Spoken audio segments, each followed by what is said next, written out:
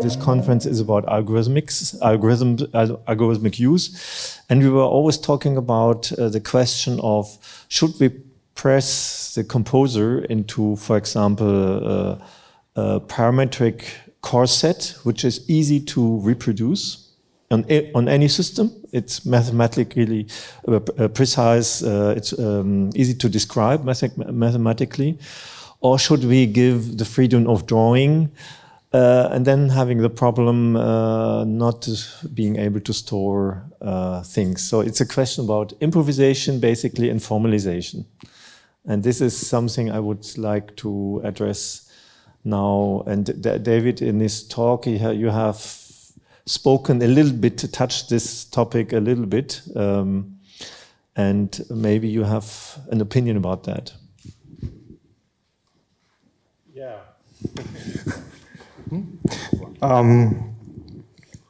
I'm generally critic towards formalization attempts, because but this is comes from my personal artistic practice. I think that zirconium, for example, is a wonderful application. It's a wonderful tool for someone that wants to reason about space and sound in that specific way. On the other side, I think that the formalization that is implicit in that software is so strong that it's very difficult for the user, let's say for a composer, to imagine or think about sound and space in a different way. So I recognize that there is a tension there, as you I think pointed out. There is on one side the wish to have a controllable environment, which I can use quickly to set up my piece and maybe perform in another place. But on the other side, there is a maybe more experimental aesthetics approach to it that maybe resists this kind of too strong low dimensionality that is imposed by the control so say approach that is necessary to if you want to have a controlled output. I don't know if that answers a little bit. I remember talking to Karl-Heinz Stockhausen, asking him, you have been a pioneer in spatialization. You developed so many technologies, and now with your current electronic pieces, there is nothing left of this dimension you prepared. And he said, I cannot care always on everything. I focus on a certain topic in the composition. And this is, I think, the problem, as a reply to a problem of the situation. If you want to have a freedom in every dimension, I think it's you wouldn't finish the piece. So what do you say? Yeah, I guess, I mean, there's a couple of interesting things. We've talked actually quite a lot about formalization and how we end up with the interfaces that we have. And of course, there are different kinds of demands, right? So as the developer, you want to know that the sound is loaded on the phone, for instance, right? But as the performer, I only want to know if the sound has not loaded on the phone. In other words, if it's loaded, I don't care. That's great. I'm just playing my piece now. And so these kinds of tensions, I think, are often, which I think you're suggesting as well, are often caught up between the design and the development process and the performance process, and what information is required at which stage of that. And then if you make it really open, because like when I implement the tracking algorithm on the phones, I mean, somebody said to me, so what happens if everybody ends up in the corner just over there? Then you can't spatialize anymore. And the fact that the speaker sources will be dynamically moving in the space, of course, generates a whole new complexity, but it also generates a really interesting creative proposition, which is that people then have the ability to choose to gather or to find similar sounds in the space and so on, a kind of that's not available in the fixed infrastructure. So I think there's a whole bunch of questions there which are kind of between the development process, the performance process, and then if the audience becomes an active agent in the work, what role they have as well. And all of those offer new possibilities rather than, I think, limitations. But you might have something to add to that. Yeah, about the formalization, the main problem, because from what I heard, you speak of formalization from a mathematical point of view, but we can also formalize music, and that's what we call solfège and stuff like that.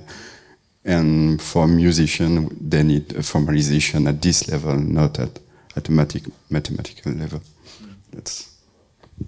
And then there is improvisation, which is also something else. But I don't see the point of presenting a mathematical tool to a musician at some point.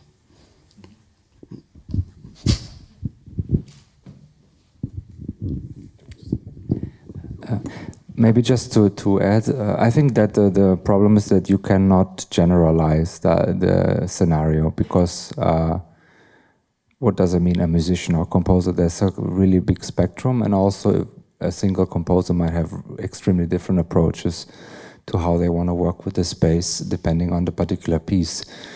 So in a way, it's kind of an impossible task to build one structure, one tool that can accommodate all the scenarios. But perhaps, so I would disagree with the fact that a composer shouldn't have access to mathematical formulation. It really depends on the particular situation.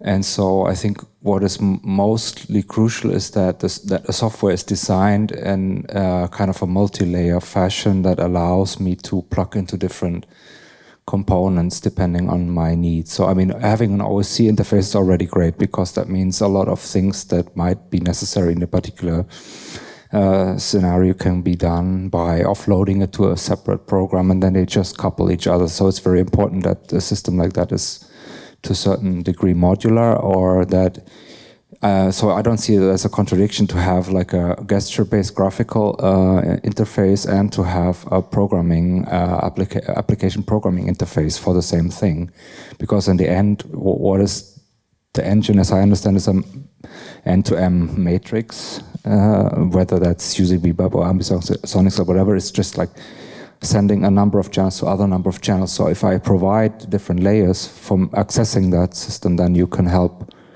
a great variety of people to facilitate. Yeah, I totally agree. I also agree that a DAW interface, right? Oh, not that again. I'd say that from my background of when I started working with music on a computer and I built a sort of like a solo one-man band sort of setup, and originally did it with a DAW, with Fruity Loops actually. And it's so limiting because it's only built for a specific, a specific mode and specific outcome.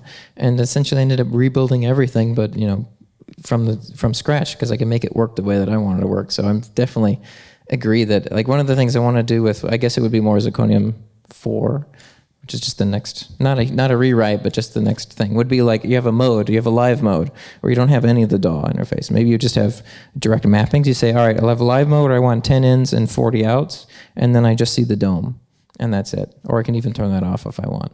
But it shouldn't be only, again, layers, right? I think the analogy of layers is a very good approach. And I think that should be true in artistic tools in general, because, it goes back to the sort of like the extensibility of an instrument. Like you have, the kazoo versus the piano, right? The kazoo is super accessible, but your range of expression is rather limited, whereas you have the piano, which is super accessible and has an extremely large range of expression available to it. And I think a good tool has those layers. Like you have a way to just make something work, and then you have a way to like add different layers of expression.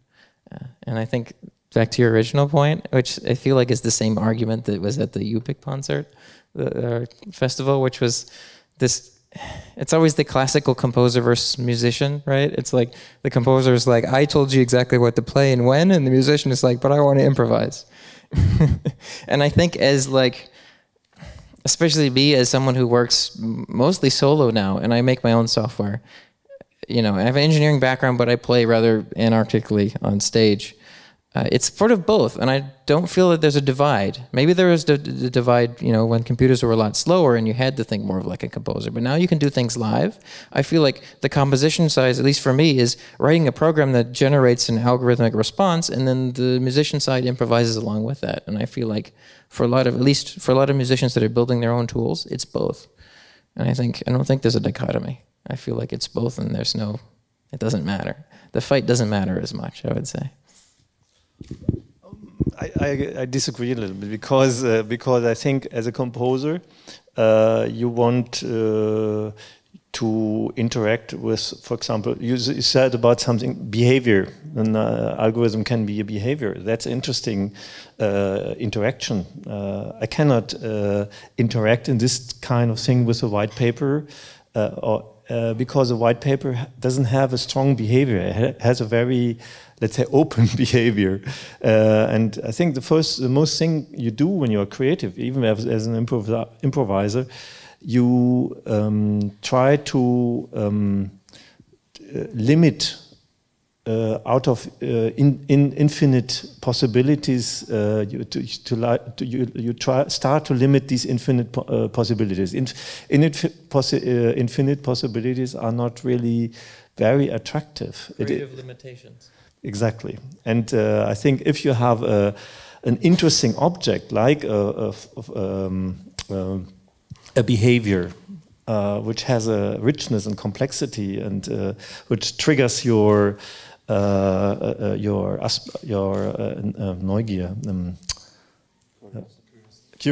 curiosity, then that is quite a good situation for the creation of something. And that was always in the context of Zirconium, the question if we could or should not apply a complex behavior inside of the language.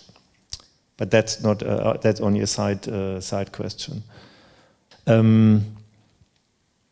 I was wondering if we had this question after your talk about this. Oh no, you mentioned this equation and then this little part which is introducing the, let's say, was it the non-linear disturbance. Yeah, that's, for example, a very interesting topic where you have not a chaotic but a highly complex behavior to interact. What potential do you see for this kind of non-linearities? You mean for specialization? No, in general, for creativity. Well, again, it depends. My own practice focuses very much on exploration of temporal behaviors, as you say. I'm very much interested in that and interested in how these behaviors resonate with our own perception and our aesthetic reconstruction of the world that we are immersed in. So I think there is a lot of potential because these complex behaviors are the behaviors we are immersed in our everyday life, in our social environments, in our ecological environments, in our politics, economy. All these systems have a complex non-linear behavior, and we are in touch with these things constantly. We are never in touch with linear things, almost never.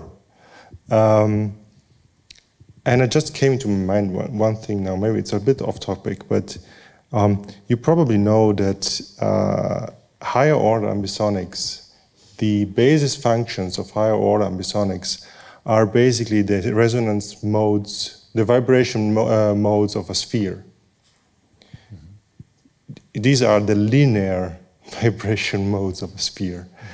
Maybe you could, if you're thinking about introducing complex system, you may introduce a new kind of specialization system in which you use non-linear vibration modes of a sphere instead of the linear ones for sound specialization, which probably will result in a very difficult specialization, but it would be interesting. Comment about Oh, did he? Said no. Okay. I was just thinking that one of the things that's really interesting about using the browser and the phones is that, you know, the browser is just a blank canvas in essence. And so any of the layers that we have sitting here are not enacted until I send them out. So we could have any range of possibilities. I'm thinking about the flexibility in terms of formalization. So although I have a granular possibilities, if I don't send that out to the phone, it doesn't become dynamic, right? So you could have any number of these different spatialization techniques, different layers for different kinds of algorithmic processes and so on, and have them all sitting there. And this is something that I find super interesting about using the phone and the browser, is that then you're essentially dynamically instantiating those processes in performance. And so the kind of formalized structures that we build when we make software that we compile and then give to somebody is not really there. You can just have all of these dynamic processes that you're enacting or instantiating in real time during the performance, or choosing not to. And the algorithm in terms of what's going on the phone could be any range of things. So the granular algorithm is sent to the phones, but equally any other kind of synthesis could be sent to the phones, or some kind of interdependent spatialization algorithm that's listening to other phones could be sent there, and so on. And so I find that super interesting because that becomes a really open space. And furthermore, as I tried to demonstrate, you could send a bunch of these different things and layer them up and pull them out and send something else. So that kind of fixed framework of an application gets really opened up, and that opens up this idea for improvisation. And in fact, a lot of the work that's been done at IRCAM is using the phone dynamically to send signals back to the system. I'm not doing that at the moment, but then each phone becomes a dynamic agent in that system as well. Yeah, so I think that kind of opens up this formalization question a little bit. Did you want to say something? You partially answered it, but so it is possible with the Cosima system for the people receiving to also become performers, or to have some choice over that. So I guess if you think about nonlinear systems, if you loop in the people so that they can choose and react and then become performers as well, I think maybe that's, I don't know. I get, as a composer, you didn't necessarily want that. It was more about using the people as the infrastructure in a way.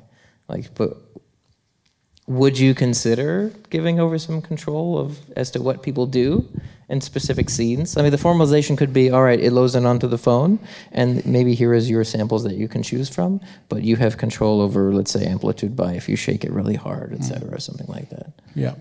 Yeah, so in the piece that I'll play tonight, I want people to be really present and listen and not be shaking their phone, and in fact not really be paying any attention to their phone, but the phone to be a loudspeaker point in the space. There's a bunch of things that we've thought about, like even, as I said earlier, when I introduced the tracking algorithm, people can choose to just move wherever they want in the space. So my whole spatialization infrastructure becomes suddenly dynamic, and if everybody, is in a single corner, then I don't have the spatial quality that I have with the speaker setup here, for instance. But also, yes, then I've been looking at some ideas about looking at the vectors in the spatialization where people are in the space and using those to drive synthesis vectors back in time. And then also looking at locative works that you could put in the city somewhere, and people would go and perform them, and through their actions would leave a seed that would continue to grow algorithmically at that space. So you could go back to those works repeatedly and have a kind of evolving ecosystem of the work itself in those places. Yeah, I think there's loads of possibilities. But as you say, for this piece, I wanted people just to listen and be part of the sound field.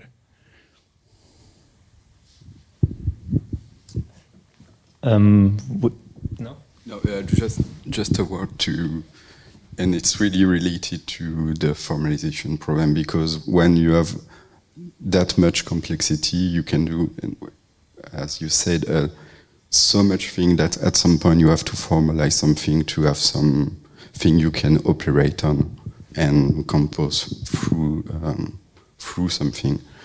And at the technical level, it's almost the same thing. I have the impression to give entries. That's true. You need all this level. That's completely true. But you need some level on which you can operate at some point. If not, everything is possible. So you do nothing, basically. Can I add one more point?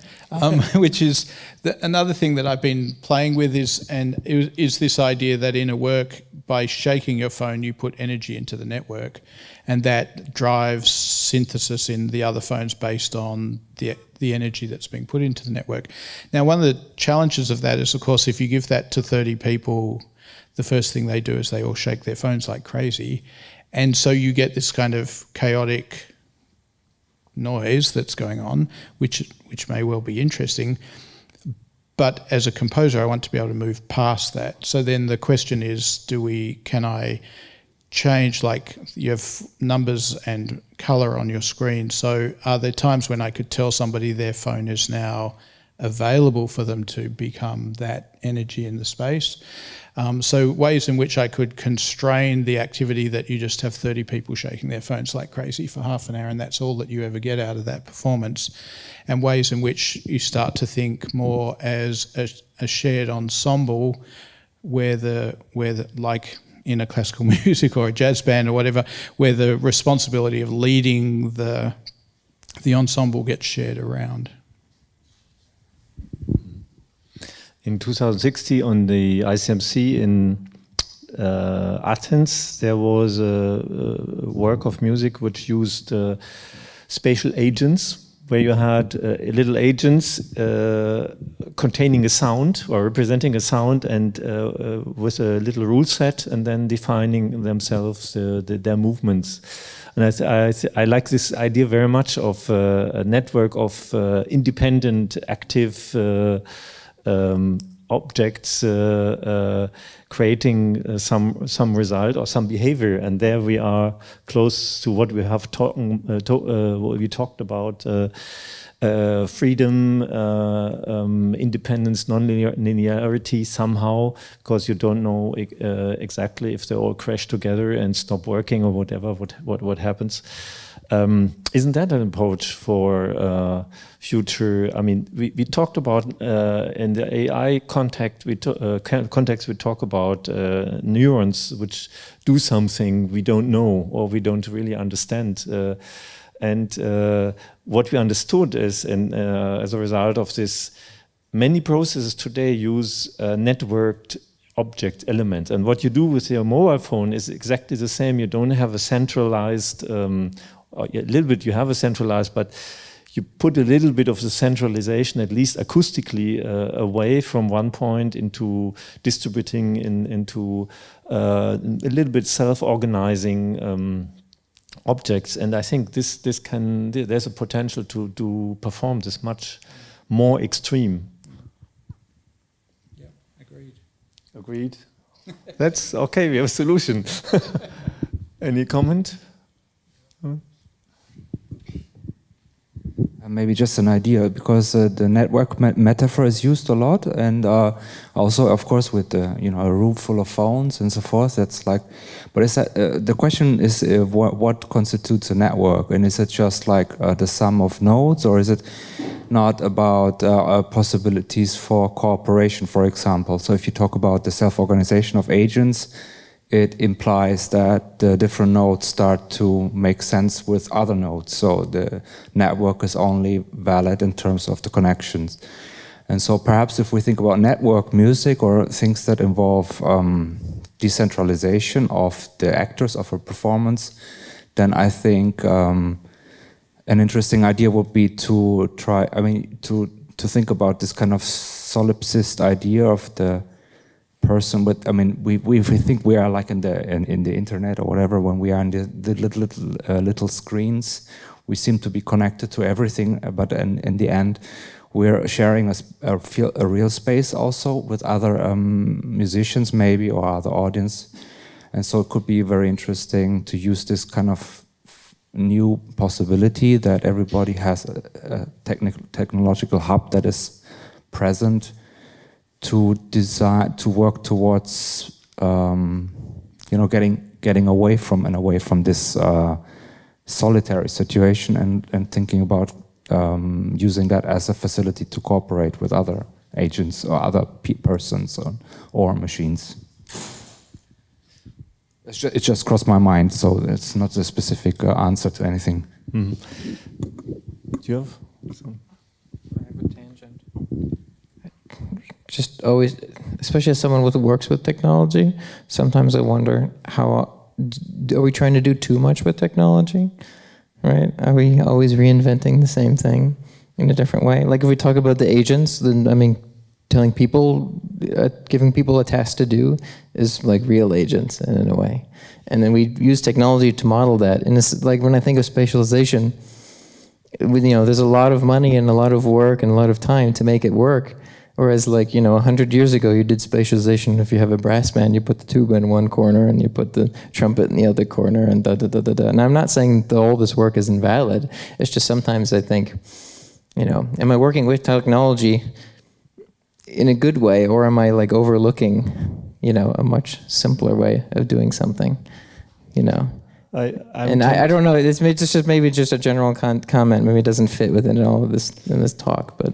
I'm tempted to answer to this question. I think technology is not a new quality. First of all, every instrument in music, every drum, every stone, every stick we use is technology.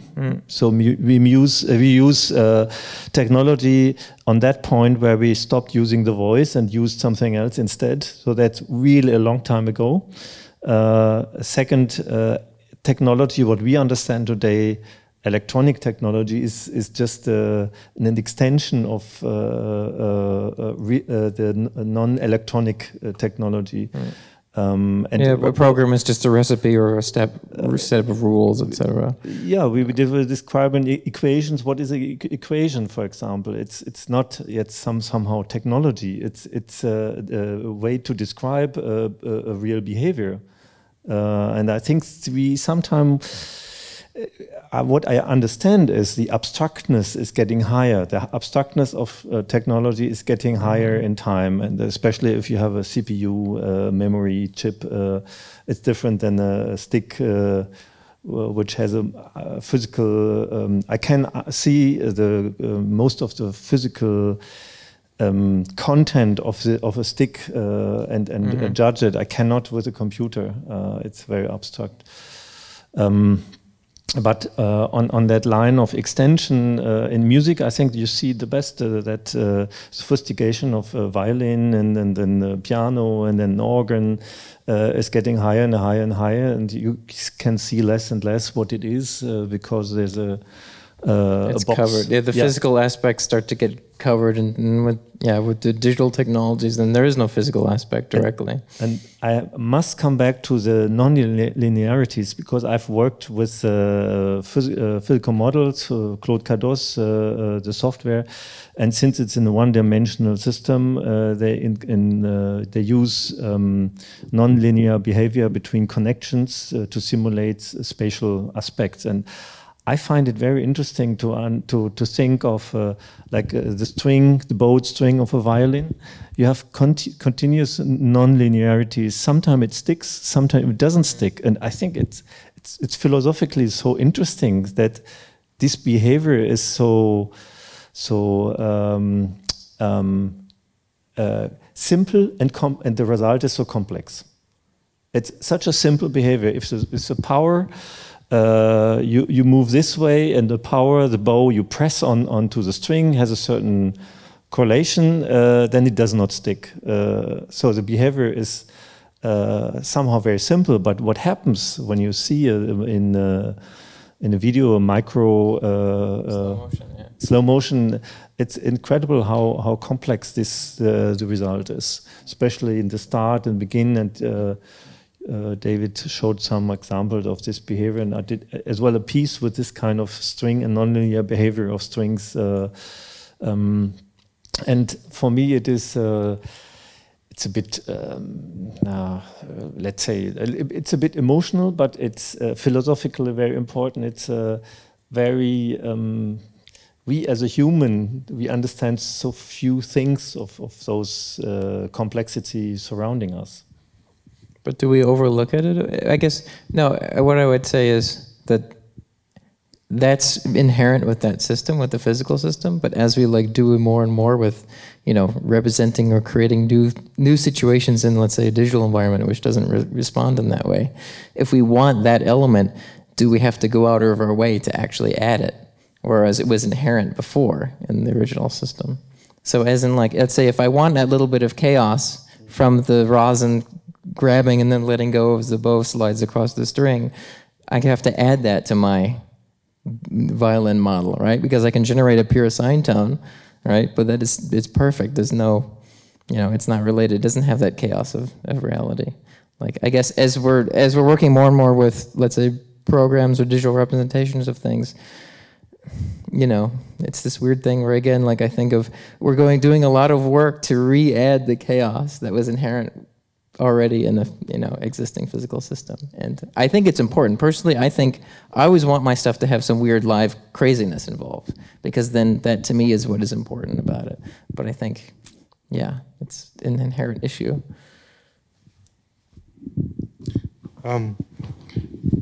Two things.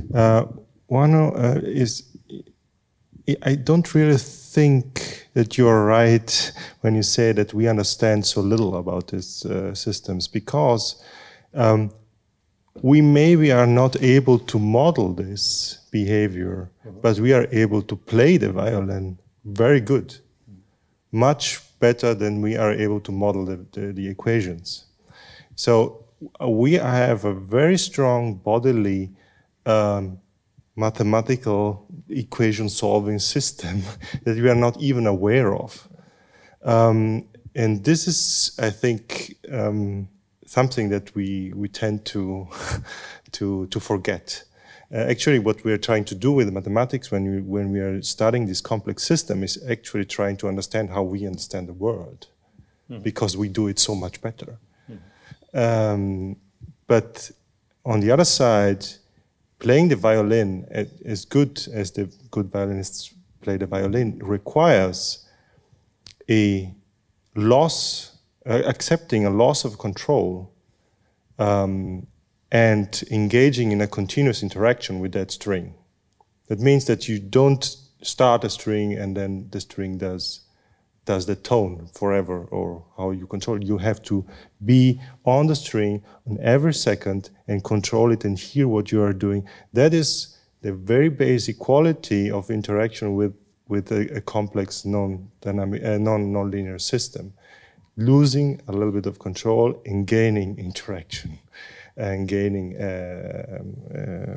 yeah. That is one thing. And sorry. It's not, I don't think, for me, it's not real life craziness. It is, I can't find the word, but it's not chaos. It's not chaotic. I couldn't think of a better term. It's like... It's not random at all. No, it's not random, exactly. No. Yeah, I completely agree. I mean, you know, when you look at new interfaces for musical performance, one of their challenges is often that they have a function and they do that function.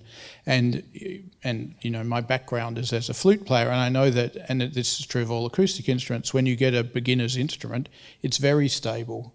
You can get a note out of it relatively easily, but you can't actually do much with that note. And quite quickly you want a better instrument so that you have more ability to control the timbre and so on and so forth. And when you end up with a professional instrument, it's actually really unstable.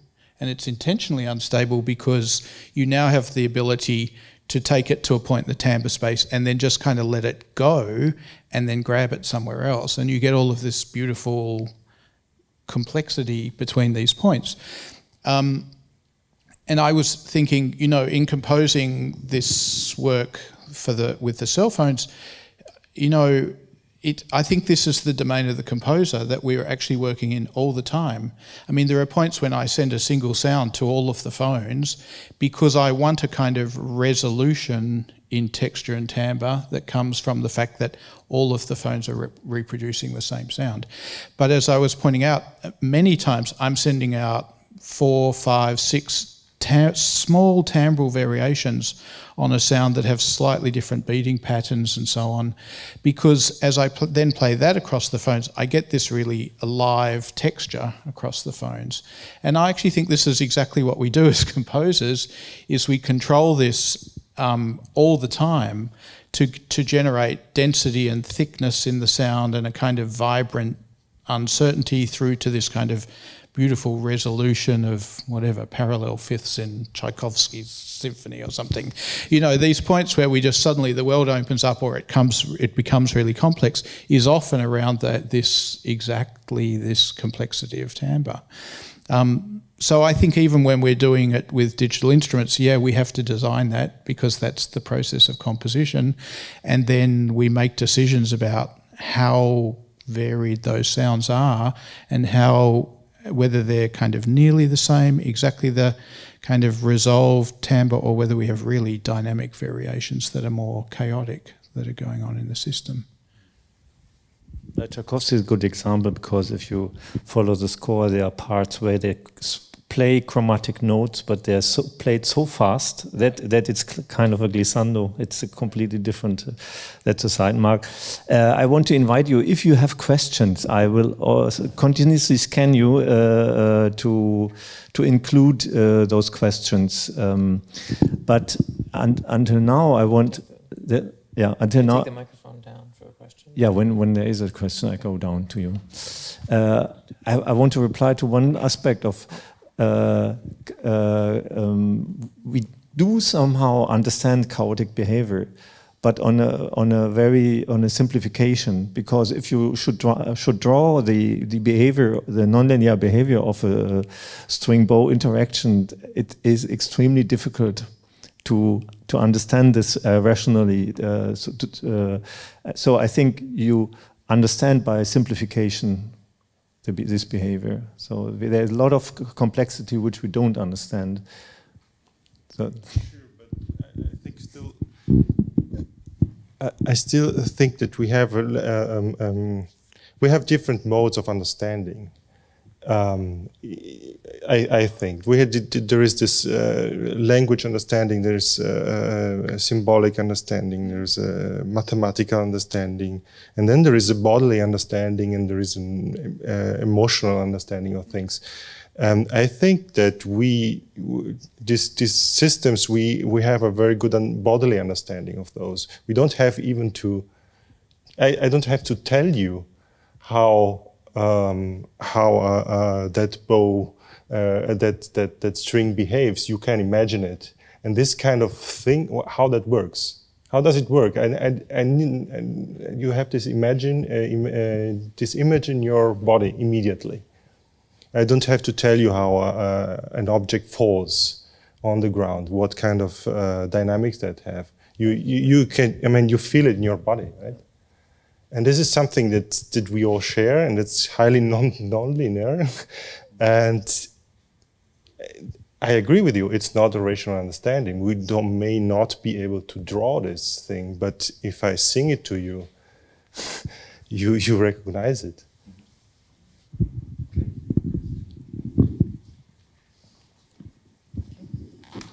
I was just wondering, for those of you, it seems to be most of you, who are working on spatialization technology, sort of,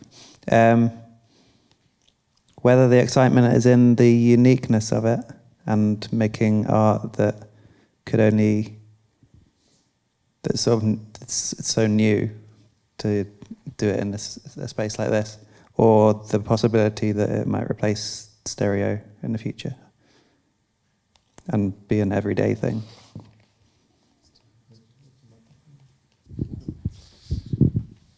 Since I work here in this thing since 2003 or 2004, we had the first sound with a couple of speakers. There's a clear answer for me. First of all, I hear more. I hear more details of a sound. If you have a complex sound and you play through one speaker, or you play, you put parts of the sound, distribute in 50 speakers, you hear more information physically. There are several explanations for this, but this is my my reaction. Our music is getting more complex, and our ability to digest and to perceive higher complex sound is getting more elaborate. So I think with a system like this, I can serve this urge to I can use as an expressive element higher complex sounds. Second aspect is movement and gesture, which is very limited in stereo. So to include movement and gesture is a very important thing, and you need space to do this. And the reason why this is necessary, if you use sound, if you use a speaker, not the stage. I mean, you can use both live electronics and speaker, but especially when you use only music, only sound as an expressive element, then this is even more valuable.